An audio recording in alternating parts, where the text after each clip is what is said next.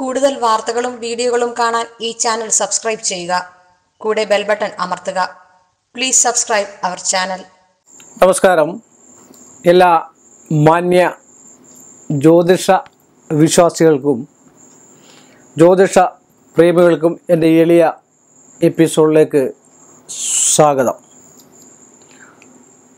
ഒരാൾ ഒരു കമൻ്റ് ചോദിച്ചു, ജ്യോതിഷത്തിൽ മാന്ത്രിക കുളിയുണ്ടോ എന്ന്. ഉണ്ടല്ലോ.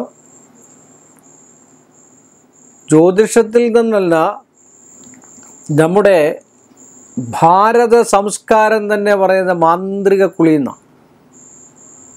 അതുപോലെ പെർഫെക്റ്റ് ആയിട്ടുള്ള കുളി.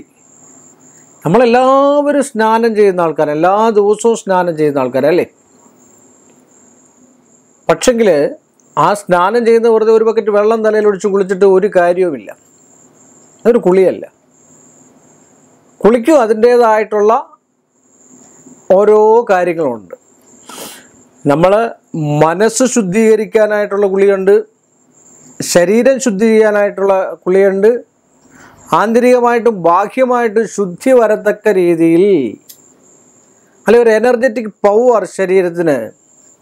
നമ്മളൊക്കെ പറയാറില്ലേ, ചിലപ്പം കുളിച്ചു കഴിഞ്ഞാൽ, സാധാരണ നമ്മളൊക്കെ കുളിച്ചു കഴിഞ്ഞ് കഴിഞ്ഞാൽ നല്ലൊരു ഉന്മേഷം കിട്ടി, നല്ലൊരു സന്തോഷം കിട്ടി ഒക്കെയെന്ന്. ഇതൊക്കെ ഉള്ളതാണ്. നമ്മുടെ പാരമ്പര്യത്തിലെ ആചാര്യന്മാർ എഴുതി വച്ചിരിക്കുന്നത് നമുക്ക് നന്മയ്ക്ക് വേണ്ടിയാണ്, നമ്മുടെ നന്മ ആഗ്രഹിക്കാൻ വേണ്ടി. നമുക്ക് ഓരോ ദിവസവും ഉത്തമമായിട്ട് നന്മയിലേക്ക് വരണമെന്ന് പറയാൻ വേണ്ടിയാണ് ആചാര്യന്മാർ ഓരോന്നും വ്യക്തമായിട്ട് എഴുതി വച്ചിരിക്കുന്നത്. അല്ല, പ്രധാനപ്പെട്ട ഒരു വിഷയമാണ് കുളി എന്ന് പറയുന്നത്. നമ്മൾ സാധാരണ പറയുന്നു, രാവിലെ എഴുന്നേറ്റ് കഴിഞ്ഞാൽ തന്നെ നമ്മൾ കട്ടിലിൽ തന്നെ ഇരുന്ന് അല്ലേ ചെയ്യാവുന്ന, കട്ടിൽ കിടന്നുകൊണ്ട് ചെയ്യാവുന്ന ചെറിയ ചെറിയ ചെറിയ എക്സർസൈസുകളുണ്ട്. വ്യായാമം അല്ലെങ്കിൽ യോഗയും ജിംനേഷ്യം തമ്മിൽ രണ്ട് വ്യത്യാസമാണ്. യോഗ മീൻസ് എന്ന് പറഞ്ഞാൽ പവർ.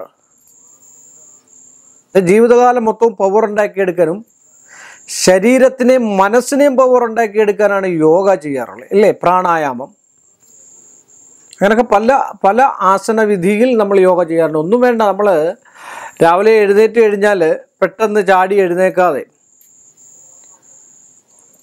എല്ലാം സ്ലോലി വേണം. നമ്മൾ രാവിലെ എഴുന്നേറ്റ് കഴിഞ്ഞിട്ട് ആദ്യം നമ്മുടെ കൈകളെല്ലാം ഒന്ന് മടക്കി, രണ്ട് കൈകളും നന്നായിട്ട് മടക്കി പെയ്യെ മടക്കി നമ്മുടെ കാൽപാദങ്ങളൊക്കെ ഒന്ന് ചുഴറ്റി, ഒരു കാലൊന്ന് കളത്തി മറ്റേ കാലൊന്ന് കളത്തി. ഇതൊക്കെ എന്ന് വെച്ചാൽ യോഗ വെച്ചാൽ ബ്ലഡ് അത് നമ്മുടെ അന്ന് രാത്രിയിൽ കിടന്ന് പിറ്റേ ദിവസം ശുദ്ധമാകാൻ വേണ്ടി നമ്മുടെ ഓരോ നാഡീ ഞരമ്പുകളിലൂടെയും ബ്ലഡ് സർക്കുലേഷൻ, ബ്ലഡ് പ്യൂരിഫൈ ആവും. അതിനാണ് നമ്മൾ രാവിലെ എഴുന്നേറ്റ് ഒരു ഗ്ലാസ് വെള്ളം കുടിക്കണം, പച്ചവെള്ളം കുടിക്കണം, കിണറ്റുവെള്ളം കുടിക്കണം എന്നൊക്കെ പറയുന്നത്. അപ്പോൾ ആദ്യം രാവിലെ എഴുന്നേറ്റതിന് ശേഷം കൈകളൊക്കെ ഒന്ന് മൃദുവായിട്ടിങ്ങനെ ചെറിയ അങ്ങോട്ടും ഇങ്ങോട്ടും അനക്കി, തല രണ്ടും അങ്ങോട്ടും ഇങ്ങോട്ടും ഒക്കെ ഒന്ന് അനക്കി, പിന്നെ കാലുകളൊക്കെ ഒന്ന് അനക്കി, കാലുകൾ രണ്ട് പാദങ്ങളും ഒക്കെ ഒന്ന് കിളർത്തി ഒരു 2 മിനിറ്റിൻ്റെ കാര്യമുള്ളൂ.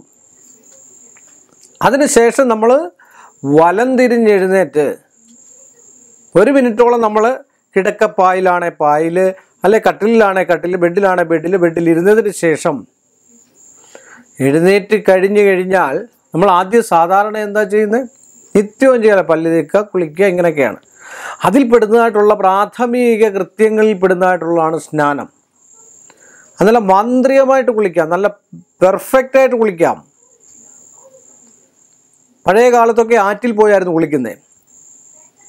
ആറ്റിൽ പോയി കുളിക്കാൻ ഇറങ്ങുമ്പോൾ മുട്ടുമ്മേൽ വെള്ളത്തിൽ നിൽക്കുകയായിരുന്നു.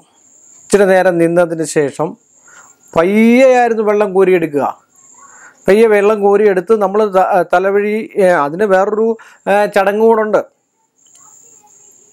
കിഴക്കോട്ട് തിരിഞ്ഞ് നാട്ടിലൊക്കെ കുളിക്കുകയാണെങ്കിൽ, ആറ്റിലെ പുഴയിൽ അല്ലെങ്കിൽ ഒക്കെ കുളിക്കുകയാണെങ്കിൽ കിഴക്കോട്ട് തിരിഞ്ഞ് നിന്നായിരുന്നു. കിഴക്കോട്ട് തിരിഞ്ഞ് ആദ്യം ഒരു കുമ്പിൾ വെള്ളം എടുത്തിട്ട് ഇങ്ങനെ നമ്മുടെ കയ്യിൽ പിടിച്ചുകൊണ്ട് ആദ്യം നമ്മുടെ മാതാവിനെ, നമ്മുടെ അമ്മയെ, നമ്മളെ പ്രസവിച്ച് ഭൂമിയിലേക്ക് കൊണ്ടുവന്ന അമ്മയെ നമുക്ക് എപ്പോഴും ഓർമ്മയുള്ള ആളായിരിക്കണം മക്കൾ എന്ന് പറഞ്ഞു കഴിഞ്ഞാൽ. മാതൃദേവോ ഭവ, പിതൃദേവോ ഭവ, ആചാര്യദേവോ ഭവ, അതിഥി ദേവോ ഭവ എന്നൊക്കെയാണ് നമ്മൾ പറയാറുള്ളത് അല്ലേ. അപ്പം അമ്മയെ എപ്പോഴും നമ്മുടെ അമ്മയെ മനസ്സിൽ ധ്യാനിക്കണമെന്നാണ് പറയുന്നത്. വെള്ളം ഒഴിച്ചതിന് ശേഷം ഈറനോട് തന്നെ നിന്നുകൊണ്ട് ഒരു കുമ്പിൾ വെള്ളമെടുത്ത് കയ്യിലെടുത്തതിന് ശേഷം അപ്പോഴത്തേക്ക് ഒരു 10-30 സെക്കൻഡ് നമുക്ക് ശരീരത്തിന് കിട്ടും അല്ലേ. ആ ശരീരത്തിന് കിട്ടുകയും അത് തന്നെയല്ല, നമുക്ക് സാധാരണ പനി വരുന്നത് വെച്ചാൽ 37 ഡിഗ്രി സെൽഷ്യസ് അത്രയും പോയിന്റിൽ കൂടുതലും 41 ഡിഗ്രിയോളം വരുമ്പോഴാണ് നമുക്ക് പനി ഒക്കെ ഉണ്ടാകുന്നത്. പക്ഷേ ഇതേമാതിരി നമ്മൾ കുളിച്ച് കഴിഞ്ഞാൽ നമ്മൾ ബാത്റൂമിലാകുമ്പോൾ ഒന്നും അറിയേണ്ട കാര്യമില്ല. ബാത്റൂമിലാകുമ്പോൾ രാവിലെ എഴുന്നേറ്റു, നമ്മൾ ബാത്റൂമിൽ ചെന്നിട്ട് സ്ലോലി പയ്യെ ഓരോ മഗ് വെള്ളം നമ്മൾ തലയിൽ ഒഴിച്ചതിന് ശേഷം ഈറനോട് നിന്നുകൊണ്ട് തന്നെ, ബാത്റൂം ആയതുകൊണ്ട് അടച്ചിട്ടേക്കുന്നുണ്ട് ആരും കാണുന്നില്ലല്ലോ, ഈറനോട് നിന്നുകൊണ്ട് തെക്കോട്ട് തിരിഞ്ഞ് നിന്നുകൊണ്ട് ഒരു കുമ്പിൾ വെള്ളമെടുത്ത് മാതാവിനെ ധ്യാനിച്ച് മാതൃദേവോ ഭവ, രണ്ടാമതായിട്ട് പിതൃദേവോ ഭവ എന്നും പറഞ്ഞുകൊണ്ട് അപ്പോഴത്തേക്ക് കുറച്ച് സമയം നമുക്ക് കിട്ടുന്നതായിട്ടുള്ളൊരു അവസ്ഥാന്തരമുണ്ട്. ആ സമയം നമ്മുടെ ബോഡിയിലെ സർക്കുലേഷൻസ്, കാര്യം എന്താ വെച്ചാൽ നമ്മൾ കുളിക്കുമ്പോൾ വെള്ളം ഉച്ചി മുതൽ ഉള്ളങ്കാലു വരെ നനഞ്ഞിരിക്കണമെന്നാണ് പറയപ്പെടുക. ഉച്ചി മുതൽ ഉള്ളങ്കാലു വരെ വെച്ചാൽ നമ്മുടെ നഖം വരെ നനയുമ്പോഴാണ് ഒരു കുളി, മാന്ത്രിക കുളി. വീണ്ടും നമ്മൾ പെയ്യെ കുറേശ്ശെ വെള്ളം ഇങ്ങനെ ഒഴിച്ചുകൊണ്ടേയിരിക്കുക. നിങ്ങളൊന്ന് ശ്രദ്ധിച്ചു നോക്കൂ, ഒരു 10-21 ദിവസം നിങ്ങൾ അടുപ്പിച്ചിങ്ങനെ ഒന്ന് ചെയ്ത് നോക്കൂ. നിങ്ങളുടെ രാവിലെ അലസത മാറും, ഉറക്കത്തിൻ്റെ ക്ഷീണം മാറും, തലേ ദിവസം ഉണ്ടായിരുന്ന ടെൻഷനുകൾ മാറും, ബ്ലഡ് നല്ലതായിട്ട് പ്യൂരിഫൈങ് സർക്കുലേഷൻ ഉണ്ടാകും, നല്ലതായിട്ട് സർക്കുലേറ്റഡ് ആകും.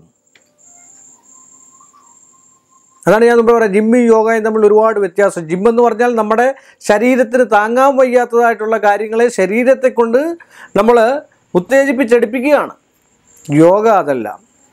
ഒരാളുടെ ശരീരത്തിന് പവറുള്ള സാധനങ്ങളെ നമ്മൾക്ക് വ്യക്തമായിട്ടും കൃത്യമായിട്ടും ചെയ്തു കഴിയുമ്പോൾ ഉള്ള ശരീരം നിലനിൽക്കാനും ഉള്ള സൗന്ദര്യം നിലനിൽക്കാനും ഉള്ള കായബലം നന്നായിട്ടുണ്ടാകും, മനഃശക്തി ഉണ്ടാകും. മനസ്സാണ് എല്ലാത്തിൻ്റെയും വലുത്. അങ്ങനെയാണ് കുളിക്കേണ്ടത്. ഉച്ച മുതൽ ഉള്ളംകാല് വരെ വെള്ളമെല്ലാം നനഞ്ഞ് പിന്നീട് നമ്മൾ കുറച്ച് നേരം തിന്ന് കഴിഞ്ഞ് കഴിഞ്ഞാൽ ചിലപ്പോൾ പനി പിടിച്ചു പോകും. അങ്ങോട്ട് കുളിയെല്ലാം കഴിഞ്ഞ് തോർത്തി, പഴയ കാലത്തൊക്കെയാണ് രാസ്നാദിയൊക്കെ തിരുമ്മി ഒരല്പം ഭസ്മം വെള്ളത്തിൽ ചാലിച്ച് അങ്ങോട്ട് തൊട്ട് നോക്കിയേ. അന്നത്തെ ആ ദിവസം മാന്ത്രികമായിട്ട് നമുക്ക് നടക്കാൻ പോലും വയ്യാത്ത ആൾക്കാർക്ക് നടന്നു പോകാനുള്ള ഒരു അവസ്ഥാന്തരം ഉണ്ടാകും. അത്ര രീതിയിലാണ് കുളി ആസ്വദിച്ച് കുളിച്ചു കഴിഞ്ഞാൽ. അതാണ് കുളി എന്ന് പറയുന്നത്. അതാണ് എന്നോട് ചോദിച്ചത്. അപ്പോൾ ഇങ്ങനെ കുളിച്ച് കഴിഞ്ഞാൽ മാതാവിനെയും പിതാവിനെയും എല്ലാവരെയും നമ്മുടെ മനസ്സിൽ സങ്കല്പിച്ച്, ചില ആൾക്കാരെന്നല്ല, ജ്യോതിഷമേ മറ്റു കാര്യങ്ങളൊക്കെ കൈകാര്യം ചെയ്യുന്ന ആൾക്കാർ അതൊരു സൈക്കിൾ പോലാണ്, അങ്ങ് പൊക്കോളും. അങ്ങ് മീൻസ് എന്ന് പറഞ്ഞാൽ രാവിലെ എന്നും എഴുന്നേറ്റാൽ നമുക്ക് പല്ല് കേൾക്കാൻ തോന്നില്ലേ എന്ന് പറഞ്ഞാൽ കുളിക്കുന്ന സമയത്ത് ഗംഗേ ജൈവ വിനയ ജൈവ ഗോദാവരി സരസ്വതി നർമ്മദേ സിന്ധു കാവേരി ഗംഗയൊക്കെ ആവാഹിച്ച് കുളിക്കുന്ന ആൾക്കാരാണ്. അതൊക്കെ മാന്ത്രിക മാർഗങ്ങളാണ്. സാധാരണ ഒരു വ്യക്തിക്ക് ഇത്രയുമെങ്കിലും ചെയ്യാവുന്നൊരു അവസ്ഥയാണ്. അപ്പോൾ ഏറ്റവും നല്ല മാന്ത്രിക കുളിയാണ്, ഏറ്റവും നല്ല കുളിയാണ്.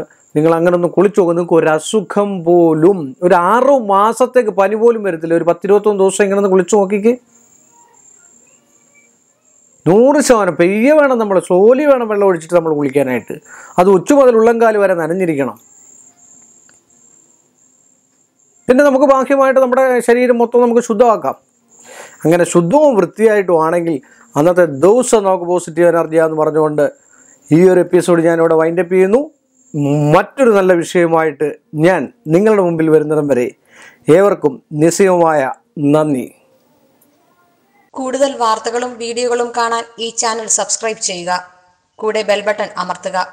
Please subscribe our channel.